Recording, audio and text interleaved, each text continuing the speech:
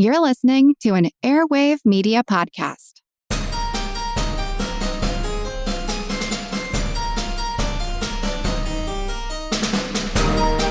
Hello, and welcome to Ben Franklin's World Revisited, a series of classic episodes that bring fresh perspective to our latest episodes and add deeper connections to our understanding of early American history. And I'm your host, Liz Covart. What did it mean to be caught between two worlds? Between loyalty and liberty, artistry and commerce, and between the colonies and the British Empire? This week, we're revisiting our exploration of the life of John Singleton Copley, one of early America's most celebrated portrait artists. Copley's story reveals much about the upheaval of the American Revolution and the choices that everyday people had to make as events unfolded around them. In episode 106, we spoke with Jane Kamensky, who is now the president and CEO of Monticello and the Thomas Jefferson Foundation. In 2016, Jane published a book about Copley's life called A Revolution in Color, The World of John Singleton Copley. Now, during our exploration of Copley's life, Jane revealed how Copley rose from modest beginnings in Boston to become a sought-after portraitist and painter, what Copley's letters and paintings reveal about life in colonial and revolutionary Boston, and how Copley's decision to leave Boston in 1774 captured the conflicted loyalties that many everyday Americans felt on the eve of the American Revolution. Revisiting this episode helps us set the stage for next week, when historian Zara Annis Hanslin joins us in episode 423 to dive into the details of the lives and work of lesser-known artists from the Revolutionary era. The painters, poets, and wax artists that Zara explores lived in the same world as John Singleton Copley, and like Copley, they demonstrate how artists and artisans use their crafts to shape how early Americans saw the Revolution and themselves. But first, a quick word from our sponsors.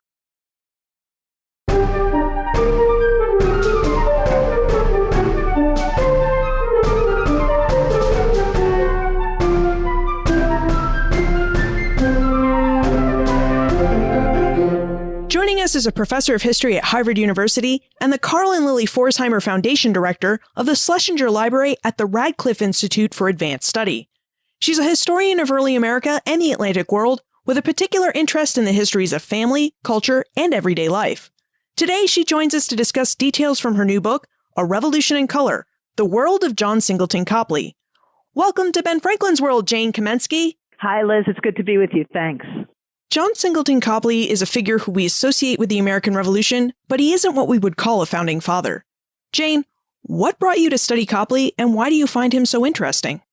It's been a long road, Liz, as is the case with many books. I started out actually studying Gilbert Stuart. I had written a book called The Exchange Artist about speculation in early America, and Stuart painted the protagonist of that book in a kind of climactic scene in the narrative. And I started working on portraiture and speculation in the early American Republic, and particularly on the way that Stuart had helped to create the nation of faces that we all associate with the Revolutionary era. And I got a grant to study American and British art history, Anglophone 18th century art history in London in 2007, 2008. I was over working at the Courtauld Institute and started to place Stuart in the whole cohort of provincial Britons who had spent part of their training years in London on the eve of and during the American Revolution. So beginning with the first to arrive in 1763 with Benjamin West and extending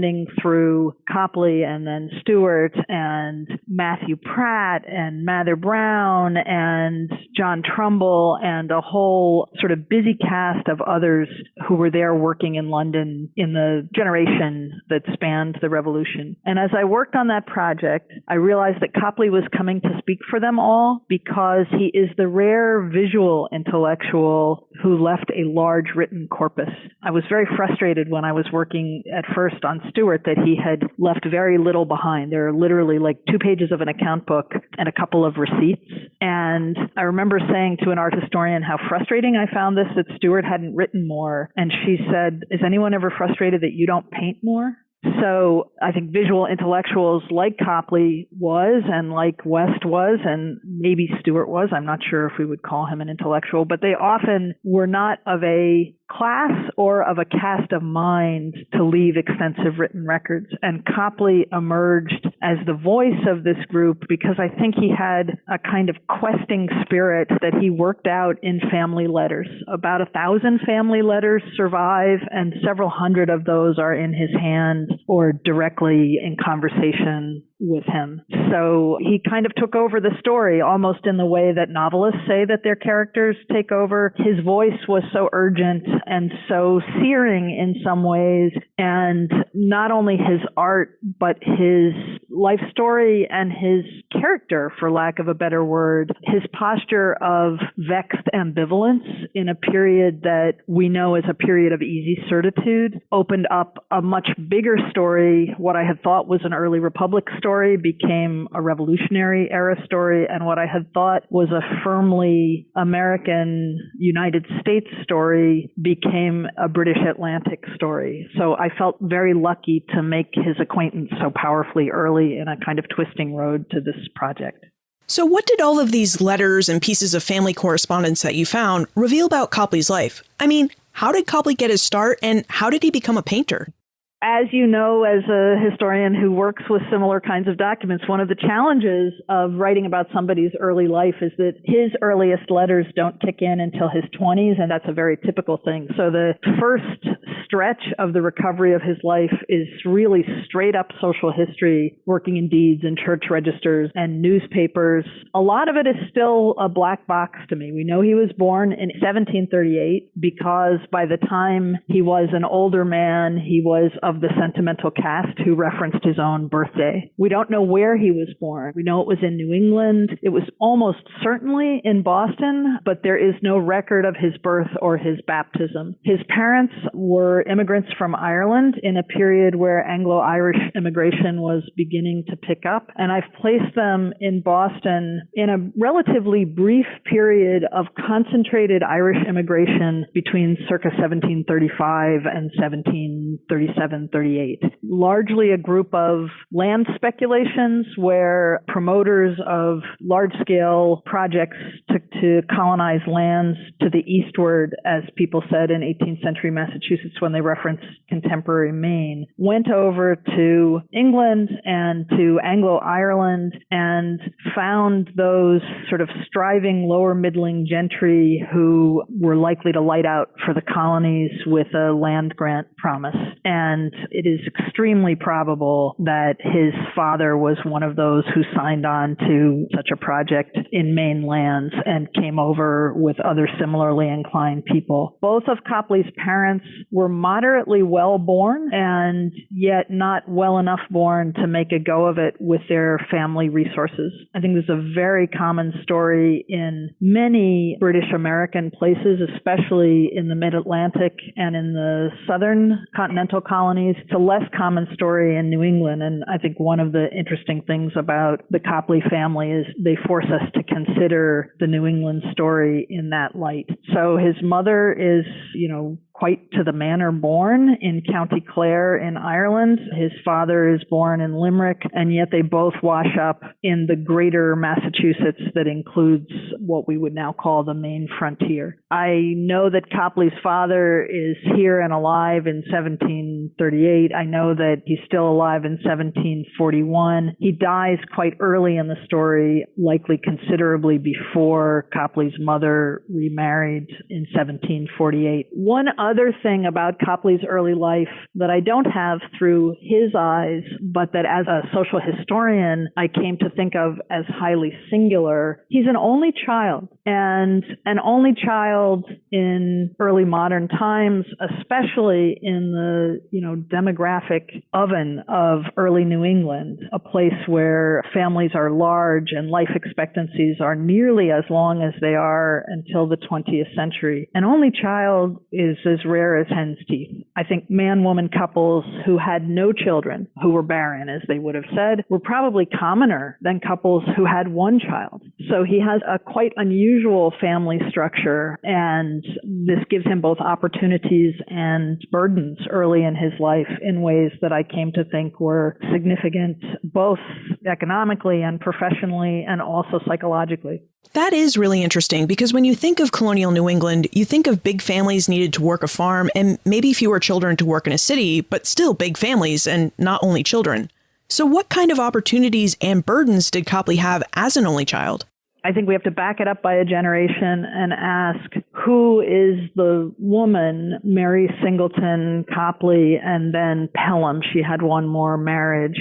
We know she produced 2 offspring. There was a child that died very early in Ireland, very early in the marriage, but who produced 3 offspring over the course of a long, fertile life, who didn't remarry after her first husband died for as many as 10 years, and who didn't remarry after her second husband died ever. So her second husband dies in 1751 when she is approximately 40 or 41.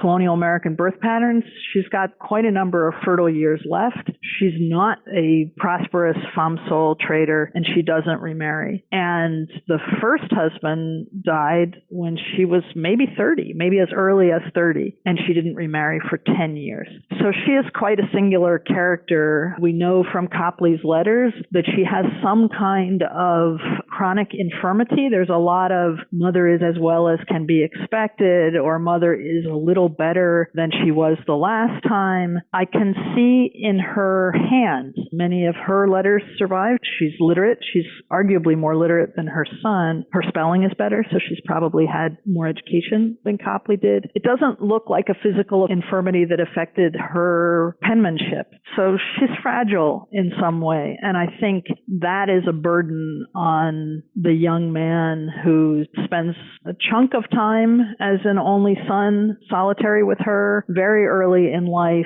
and then a more knowable interval of time from the age of 13 when her second husband, Copley's stepfather, dies, really as the natal family's sole support. There may be support from collateral kin that I can't quite see. So the opportunity, he doesn't have a lot of competition for not his father's contributions, because I think, again, his father dies when Copley is maybe as young as 3, but for his stepfather's trade and tools. And his stepfather, Peter Pelham, English-born of Irish extraction, his stepfather's an engraver. So he has a kind of direct path to that trade and to any capital that his stepfather left behind, and that capital would have been in the form of trade goods, engravers, trade goods. The burdens are arguably more considerable, right? He has to figure out how he's going to make his way in the world and look after his mother, and also make a place for the 10 years younger half-brother, who I think is very much a brother to him, who's a product of his mother's second marriage.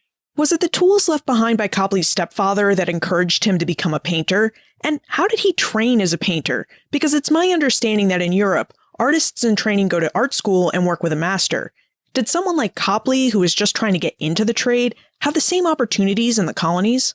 The opportunities in the colonies are certainly less formalized than they are in Europe. Art historians would say, not wrongly, that the mythology of Copley and his near exact contemporary, who's living a similar story in Pennsylvania, Benjamin West, there's a mythology of them as self-taught.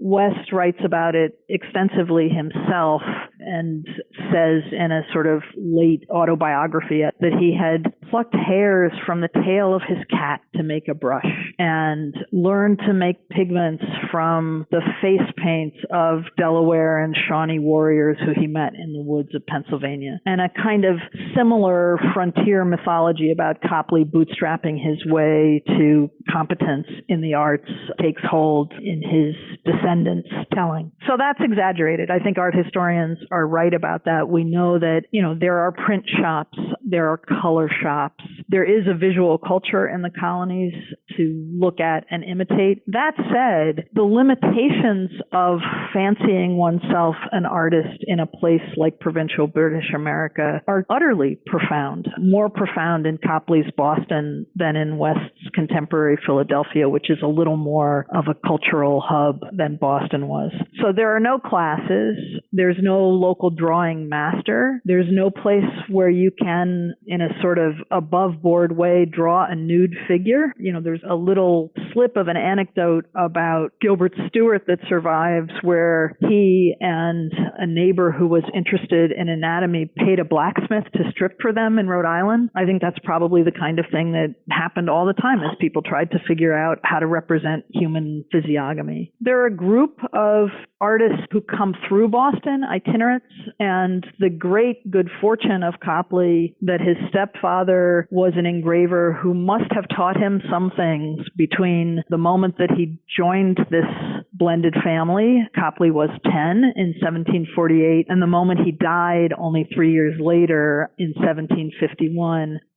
There could have been the kind of informal apprenticeship that many people in many other trades would have had. If your father was a leather worker, you might have learned some early things about cutting the pieces of a shoe in that period. And Copley had a stepfather who was an engraver. The other really fortuitous thing for Copley is that a Scottish painter named John Smibert came to the colonies in the late 1720s with Bishop Berkeley's ill-starred venture to start a college in Bermuda. Produces the famous painting called the Bermuda Group, but the college never takes off. And Smibert had formal training in London. He had trained with the English artist Geoffrey Kneller. Smibert had taken the Grand Tour and had both collected engravings and prints in Italy and had done the thing that artists trained by doing on the Grand Tour. He had sat and copied in places like the Gallery of the Uffizi. And Smibert brought all that with him in his voyage to the colonies, I think it's 1728, and then settled in Boston and kept all that material and opened the closest thing to a cabinet of curiosities that you would have seen within about 3,000 miles. And that was on Queen Street in Boston. And even after Smibert died, around the time that Copley's stepfather died, you could still go to Smibert's shop and see his prints, the paintings that he had copied after Titian and Van Dyck. So if this sounds a bit like a game of telephone, Smibert studied with Kneller and saw Titian and Rubens on his tour through Europe and copied them, and Copley could beg attendance at the shop of the deceased Smibert and see Smibert's copies of those things and then try to produce his copies after those copies. That's how he learned. Boston has, as you know, a lively print culture. There are newspapers and bookshops, and these proliferate. There are books about artists and artists' lives. There aren't really recipe books for colors. That's more trade knowledge that's produced. The way that I've described it in the book is Copley really grows up in a black and white world, a world of engravings. And as the stepson of an engraver, learns quite a lot about line. Figuring out the world of color from the colonies is nearly impossible on both the recipe and the visual training level. It's interesting, one of the things that's said about Copley's work when it first begins to be seen by people in the capital of his nation, which is London, is that it's too liney. That word liney crops up in a number of early responses to Copley's paintings. And it totally makes sense. He's learned to paint as an engraver who looks at lines. He's almost painting by numbers from his own drawing, sort of filling in a world of color. It sounds like Copley had a lot of talent, but he wasn't able to fully develop because he's living in colonial Boston, which was a place with a vibrant print culture, but wasn't a place that was known for being a fan of the arts. What kind of market was there for a wannabe artist like Copley to paint pictures and sell his work in Boston? I want to just go back for a second to that word talent because it's really interesting. I think we have to recognize that we look back at the arts from a post-romantic period that calcified certain notions about talent and genius, right? So obviously he has a tremendous amount of inborn talent because I might need a way to support my family at the age of 13 and I would never pick up a brush. And he has a certain aspiration to a capital A art. At the same time, he lives in a world where art is a trade and artists are people who work with their hands. And I think the first thing he wants out of his talent is a competence. So, what are the possibilities for achieving that competence in America's British colonies? Boston, as you say, is, somewhat art averse, right? It's a culturally rich place. People care about print and education. There's the great University of the Colonies is on the edges of his Boston over here in Cambridge at Harvard. And yet it's not an enormously visually rich place. The Puritans are, we like to say, iconophobic. The Boston of the 1730s, 40s, 50s, when he's young, is still the descendant of John Winthrop's Boston. It's not a visually lush place and culture. People do want their likenesses. What there is a market for is portraits, so that people who want any art hanging in their house are likely to want to form some kind of visual representation of their family that creates a record of a lineage on their walls. And he is talented at fulfilling that desire, which is an elite desire in the 16th and 17th centuries, is becoming a more middling desire in the 18th century. It's estimated that maybe 1 in 100 people had some representation of themselves made in the later colonial period. So at a moment when the desire for portraiture is descending to some degree from princes and kings and government officials to merchants and lawyers and even prosperous femme sole traders, Copley is poised to answer that demand. And through talent, as you brought into this discussion very fruitfully, Liz, through talent, he's poised to do it better than anyone else who's traveling in the colonies. By the middle of the 7 Years' War, Smibert died, and Copley outclassed all of the local and itinerant talents as a man is to a boy. Like, he was just far and away the best painter who you could get to represent your likeness anywhere north of Philadelphia. You mentioned that Copley's first desire with his painting was to earn a competence, an ability to provide for himself and his family. But in A Revolution in Color, you make it clear that Copley also desired to interact with the larger British art world. Would you tell us how Copley attempted to communicate and engage with this art world? Sure, and let me back up to the 7 Years' War just a little bit. So just to sort of sketch a timeline for our listeners, Pelham dies in 1751, Copley's 13. His earliest paintings survive from 1753 and 1754 and are quite crude juvenilia that is about the equal of anyone else painting at the time in terms of technical ability, and is rapidly ascendant. And by 1755 and 1756, when the French and Indian War that we know as the 7 Years' War, they knew as the Fourth Indian War, when it begins bringing imperial officials and soldiers in significant number to New England, Copley is there ready to paint those folks. And that's a trade. That's a good trade, painting soldiers' pictures. I spent a long time talking about these early military portraits that really no one has ever concentrated on very much because they're incredibly formulaic. They're genre pictures of men in red coats. And he really cut his teeth as a tradesman, painting people wrapped in the fabric of empire. Red is very important in the history of his career. So that's the middle and late 1750s. When he first begins to dream of a London eye, I can't say, because we only know when he begins to act on that dream, which is in 1765. So in the year 1765, his road to a revolution in color begins at almost the self-same moment as the colonies' road, as what we look back on and think of as the colonies' road to revolution. In the spring of 1765, as Bostonians are beginning to rumble and grumble about the Stamp Act, Copley is working on a picture, what he would have called a picture with a capital P, in other words, an exhibition picture, no mere portrait, that becomes the small-sized canvas that we know as The Boy with a Squirrel, a picture of his half-brother, Harry Pelham. He ships that to London in September of 1765, just inside of 2 weeks after Thomas Hutchinson's house has been torn apart in the Boston Stamp Act mobs, ships it through a network of sea captains with whom he must have had a lot of contact. You know, you can sort of hear in the background of the correspondence that this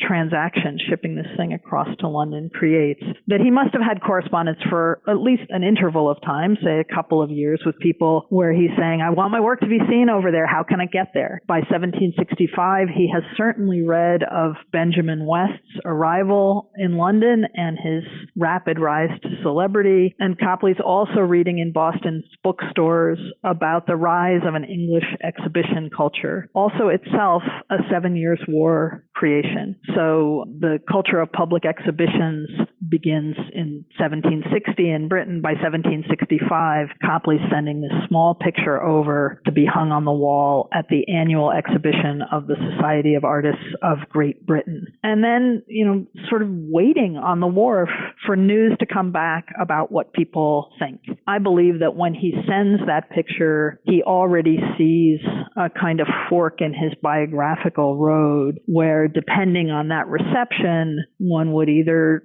stay and keep painting to achieve the competence that he's achieved, or make a more ambitious journey to the center of the nation he knows. So make a journey east to London. And the news comes back almost a full year later. It's late in 1766 when he hears about the reception of the painting. And that's when he begins to reckon this decision on paper in earnest in ways that we can directly hear it. But he must be thinking about it, 1763, 4, 5, sort of screwing up his courage. I think the man never acted precipitously in his life. At least I can't think of an occasion where the record has disclosed that. Maybe one thing about the character that would form around somebody who had such economic and psychological burdens on him so young. He was a very thoughtful, planful, diligent is a word he uses about himself, boy and then man. So I think to have sent that picture in September of 1765, he was growing up his courage for a long time before. As you noted, Copley lived and worked in Boston during tumultuous times. He witnessed King George's War during the 1740s as a child and the French and Indian War during the 1750s as a young man. Then, during the 1760s and early 1770s, Copley witnessed Boston's violent protests against Parliament. Nick would like to know what effect the Stamp Act riots of 1765 had on Copley's art and his ability to earn an income as an artist.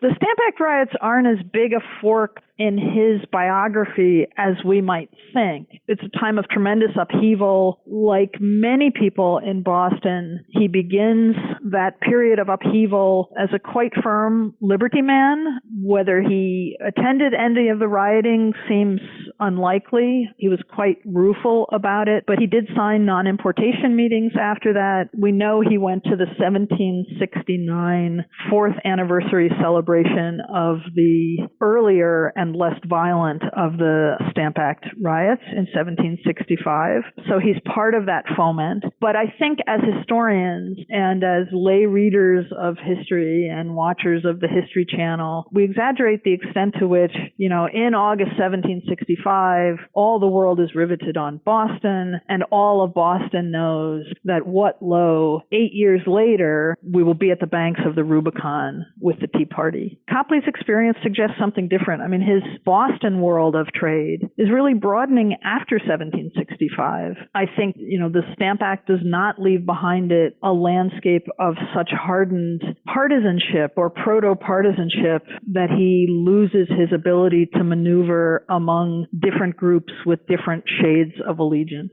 So for him, that happens really much, much later in the imperial crisis. And one of the things that I'm interested in the broader landscape of history suggested by Copley's story, is how many periods in Boston between 1765 and 1773 are really quiet. If you're not reading Sons of Liberty letters and you're not reading the relentless drumbeat of scandal in the Boston Gazette, which is very much trying to keep the flames of 1765 alive, things return to normal for much of the time following that interval. And Copley's life remains pretty darn normal until the early 1770s.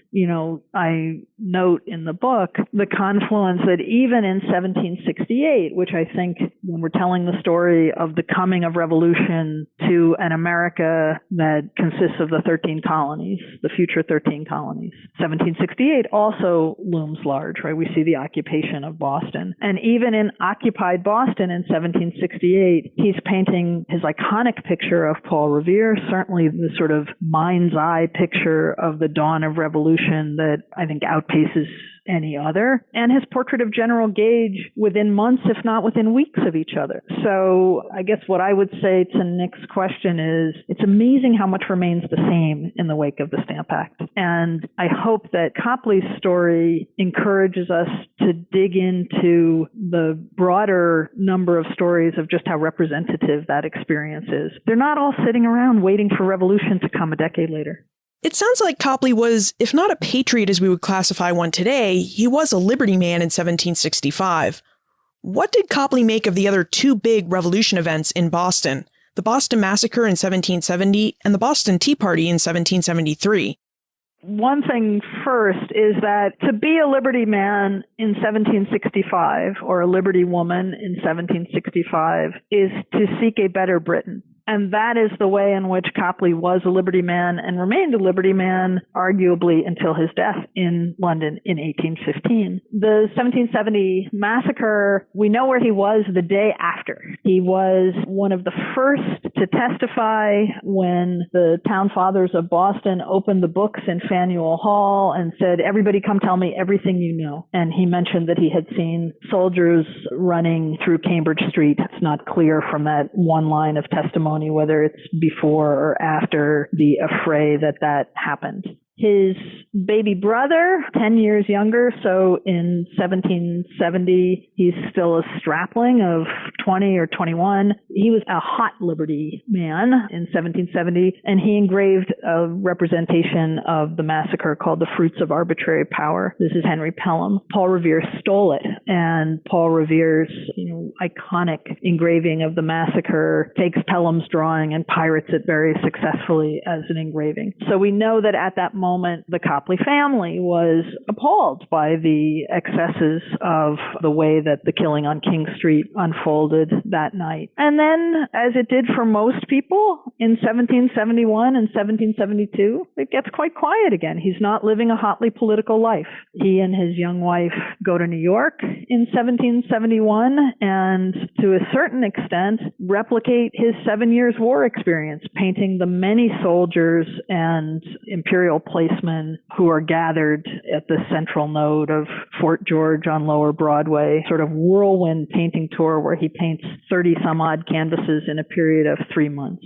Returns to Boston, and things stay quiet through 1771 and 1772, and he begins to toy again with the idea that he will go to London for a season. It seems entirely possible at that time that one would travel for trade and come back, as many merchants did, and as Copley in his elevated trade as a painter is contemplating doing. The thing that winds up really mucking with that plan are his wife's kin. In 1769, late in 1769, so some months before the massacre, he married Susanna Farnham Clark, who is the daughter of an Indies merchant, a man named Richard Clark, who sold whatever sold well. He sold Carolina goods. He sells a lot of indigo and rice. Who sold West Indies goods. He sells sugar and rum, and who sells some East India goods. He dabbles in tea. He gives up selling tea, Richard Clark does, in the late 1760s as non-importation really heats up. And then when the non-importation agreements collapse, he starts selling tea again. In 1773, after the Tea Act, Clark thinks like this sounds like a moment to make a killing in tea, to get one of these great new East India Company licenses to consign tea in the colonies. And Copley's father-in-law and his brother-in-law are one of the three lucky firms who prevails in July of 1773 in getting an East India Company license. And if you're listening anywhere within spitting distance of Boston or know the unfolding story of the revolution, well, you know what comes next, right? May you live in interesting times. It turns out not to be such a fortuitous thing to have gotten an imperial license to sell tea in Boston in 1773. So as ships begin to approach the colonies that carry consigned East India Company tea that fall, Copley's family politics really put him on a line that has itself become much sharper between patriotism and loyalism. It's curious, as you note, that Copley had been planning his trip to London, and then the Boston Tea Party takes place. He has relatives who are tea consignees who were basically persona non grata in Boston in December 1773, and then all of a sudden, Copley decides, I'm going to London. Would you tell us how Copley ended up in London after the Tea Party and what he did during his time there? I think in writing this biography, one of the hardest things I had to wrestle with was what it meant for him to leave then. He leaves in early June of 1774, immediately after the port is closed. By then, the sort of implications of Nick's question about what's it like to try to make your way as an artist in the wake of the Stamp Act, by then the implications of that question have become clear. Nobody has time to be painted. Copley's family, as you said, are not only figuratively but literally persona non grata. His father-in-law and two brothers-in-law are confined to Castle William in the harbor, are threatened with their very lives when they are seen on the streets of Boston or Milton whenever they leave the confinement of the garrison. And Copley also has two young children and a baby. So it would seem like a time where you could imagine saying, oh gosh, I should have gotten out earlier because now I really have to stay here and protect my beleaguered family. And I think the way this plays for him is he decides instead that if he is ever going to go, it had better be then. And it's not clear when he leaves in June of 1774 whether he imagines that he will come back or not, because one of the things I confronted in this book again and again is being forced to remember that he only lives life forward, right? We know what happens next, but he doesn't. So he leaves in 1774. He sails to London, where he has kin and a substantial group of British American exiles who are already there. Hutchinson is also collateral kin by marriage, so gets swept up into this world of Clarks and Hutchinsons and spends a brief time in London, a period of a couple months in London, before seeking his real and ultimate object, which is to make a grand tour of the European continent. And I have a kind of dual camera in Revolution in Color on the remainder of 1774 and 1775, while he's going overland from the English coast through France and into Italy as far as Naples and Paestum, the Greco-Roman ruins at Paestum, and sort of experiencing the wonders of a world that has burst into color as he had dreamt of for at least 10 years and probably longer. And his wife and children and his brother and his mother and his father-in-law and his two brothers-in-law and all of their friends are in a Boston that is at first under grave privation. By the fall of 1774, has begun to anticipate an attack. There's a scare that the attack on Boston is coming in the fall of 1774. It doesn't come. And of course, by the spring of 1775, has broken into open warfare. So he is gaily swanning through the grand tour while his family winds up in the middle of the siege of Boston. It was a really interesting dual perspective on a highly contingent moment.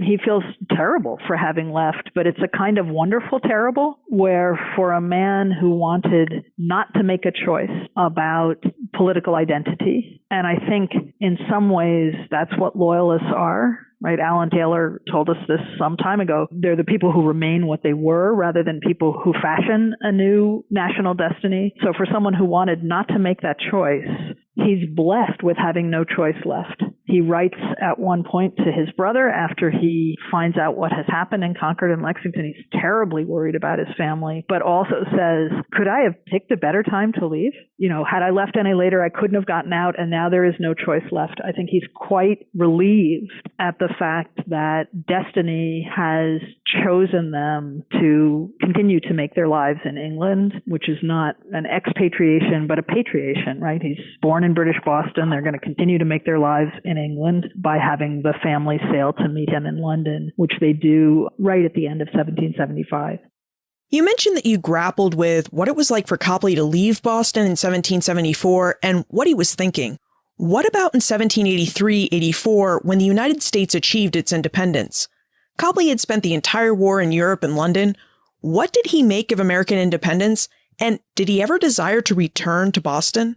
That's a really complicated question. I think the short answer is he agonized about it for 30 years, right? 1783 to the 18 teens is 30 years. And he never did go back. So I'll start with the firmest thing we know. He didn't go back. He was quite anxious for the fate of his property. So I've said that he was diligent. By 1765, he had amassed a competence that he estimated as an income of about £300 a year. After his marriage, he amassed an estate on Beacon Hill that comprised at its zenith in 1771-72 about 20 acres. Most of what we now know as the neighborhood that's Beacon Hill was originally owned by Copley. He left that competence and that estate behind when he uprooted his family to London. And, if I had to guess what was Copley's first thought on the achievement of American independence, it was, is there a way for me to get my property back? I should say that unlike most of his countrymen, independence did not take Copley by surprise. He says in 1775, America will win. He has seen the vehemence of his neighbors in Boston. From his perspective, he has seen them frothing at the mouth. He knows that they will not back down until every drop of blood is shed. And he says, America will win.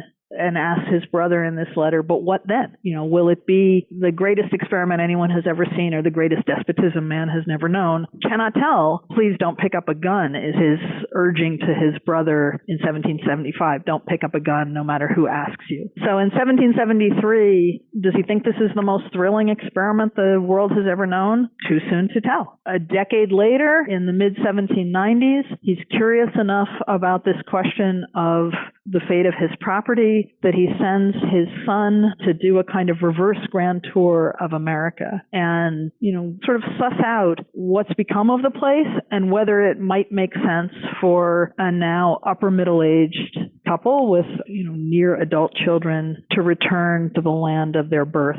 I think his responses to the United States later in his life are chiefly conditioned by the ongoing state of war in Britain. So it's not coincidence that he takes up this question in writing in 1794, right? The Napoleonic Wars are making London seem intermittently precarious, and one begins to think of America. He follows, and his other compatriots at the Royal Academy in London follow the fortunes of the arts in America, and by 1794, the post-war depression in the colonies, in the former colonies, is giving way to the incredible dynamism of the economy of the early American Republic. And he looks a bit wistfully to see whether he would make it there. I think the same impulse to research and take pains and delay means that the American experiment is never quite compelling enough to him in economic and professional terms to put him back on a boat. I'd like to ask one more question before we move into the time warp. Jen would like to know what Copley would think about his place in history as one of America's founding and greatest artists. Because, as you just mentioned, it seems like his relationship with the United States was a bit conflicted. He would unquestionably be proud and thought of himself as something of a founder. When he talked about, the rise of American arts, which he did in the 1760s, I think he meant it with the same kind of regional pride that someone in Derbyshire might have talked about the rise of the arts of the English Midlands, or somebody in Edinburgh might have talked about the rise of Scottish arts. So not as a nationalist project, but he did want to be seen as a founder of that American school. So on the one hand, pride. On the other hand, he certainly did not consider his best work to have been done in the former colonies. He wanted to go to the center of the British Empire so that he could paint more than portraits, so that he could paint the things that needed public and state sponsorship and needed acres of canvas and oceans of time and needed a palace or an exhibition hall or a tent to be seen properly. He wanted to paint big. And so to think that his former countrymen think of Paul Revere as among the greatest of his work, I think he would be bemused, if not appalled, because if he was going to be represented here as a founder, I think he would want us to be looking at the death of Major Pearson or the death of Chatham in the House of Lords or the Siege of Gibraltar, these huge Cecil B. DeMille-like history paintings that encapsulated the whole of his life and the whole of his ambition, rather than the cramped confines of colonial portraiture at which he had excelled just enough to provide a springboard to greater things. It's time for the Time Warp. This is a fun segment of the show where we ask you a hypothetical history question about what might have happened if something had occurred differently or if someone had acted differently. In your opinion, what might have happened if Copley had stayed in Boston after 1774? How would he have weathered the war for American independence, and would he have still been able to make a living as an artist? Well, that's a great question, and I'm trying to think, Liz, whether I wish he had done that or not. I think he could have weathered the coming of independence quite well, right? We know that Boston, not in 1774, but by, 1786 or 1787, had healed up its wartime rents enough that many of the former loyalists could come back and resume easily a station socially, culturally, economically. So whether he could have weathered it, I don't doubt. He would have sat it out. He would have forged a kind of neutrality. Whether he would have stayed in Boston or gone someplace like Halifax and made his way back, let's put him in Halifax here in the Time Warp and come back. And the thing that I think would have been wonderful for him, had he done such a thing, is there was nobody even remotely of his artistic ability in the early United States until Stuart got back in 1793 and arguably even after, and don't even talk to me about Peel. So he would have had a much more economically viable late career had he been in the United States. There's just no question. Another way to ask this question is, what if Copley had painted Washington? He's the only British American artist of his cohort that does not ever paint George Washington. What if it was Copley's Washington we were looking at instead of Stuart's? I think it would have been a much more deeply insightful portrait. We could have a much less wooden face of the early republic if Copley had been here painting. On the other hand, I don't see how he would ever successfully have painted the upper reaches of the ladder of artistic genres had he not left the United States, right? How would he have learned to paint history, to arrange multiple figures in space? I think not only could he not realize fully his artistic ambitions in the colonies, he couldn't really even see what his ambitions were. So if you look at Copley's mature history paintings, Death of Pearson, Death of Chatham, and you put them against what John Trumbull did with the signing of the Declaration and Battle of Bunker Hill, you see some of what Copley would have given up by staying. And Trumbull, of course, had some season of training in England. He just didn't stay there. So I think he could have saved his pocketbook at the cost of his art. Charles Willson Peale aside, what project are you working on now that you've revealed the color of Copley's revolution? I am toying with a couple of different things, and I'm not fully committed to a new project yet. I think I am likely to leave the colonial period for an interval and do something much more contemporary and much more tied for my next project to the collections of the Schlesinger Library. There are a couple of small projects that I want to do by way of tie-up that come out of the Copley book. I have some King George's War era things that I may like to get back to, but I think next I may land in the 1970s. Where is the best place to look for more information about you and how we can contact you with our questions about John Singleton Copley? You can find me at my webpage at the Harvard History Department, and my email contact information is there, and I hope people do have questions. Jane Kamensky, thank you for taking us through Copley's Revolution in color and for revealing the worlds of colonial and revolutionary Boston to us. We really enjoyed talking with you. Thanks, Liz. It was a delight to talk to you. Thanks to John Singleton Copley and his largely self-taught ability to paint portraits, we've inherited a rich pictorial history of middle and upper-class early American life. We know how men, women, and children dressed, what they ate, and about the work, hobbies, and objects they found most important. And we know all this because Copley painted this knowledge into his portraits. Copley's life also reveals details about the American Revolution and how many Americans experienced it. Like Copley, most Americans didn't necessarily participate in the revolution or its events. Instead, they watched and wondered about what its outcome would be. This doesn't mean that they were apathetic to the cause. As Jane demonstrated, Copley wanted a better Great Britain and stood as a liberty man in 1765. But he was also a man who exhibited loyalty to both Great Britain, the empire he grew up in, and to Boston, his birthplace and home until 1774. Therefore, the choice the revolutionaries asked him to make between Great Britain and America was a difficult and complicated one. As Jane reminded us, in the 21st century, we know how the American Revolution turned out. But as the event happened, men and women like Copley had no idea what would happen. Look for more information about Jane, her book, A Revolution in Color, plus notes and links for everything we talked about today, all in the show notes page. benfranklinsworld.com/106. If you enjoyed this conversation, please tell a friend. Friends tell friends about their favorite podcasts. Production assistance for this podcast comes from Joseph Edelman, Karen Wolf, and Morgan McCullough. Breakmaster Cylinder composed our custom theme music. This podcast is part of the Airwave Media Podcast Network. To discover and listen to their other podcasts, visit airwavemedia.com. Finally, don't forget to check out our conversation with Zara Innes Hanslin in episode 423. If Copley captured the elite face of the American Revolution, then the artists that Zara helps us explore capture the more working-class version of the Revolutionary era and help us see a greater world of creativity during wartime.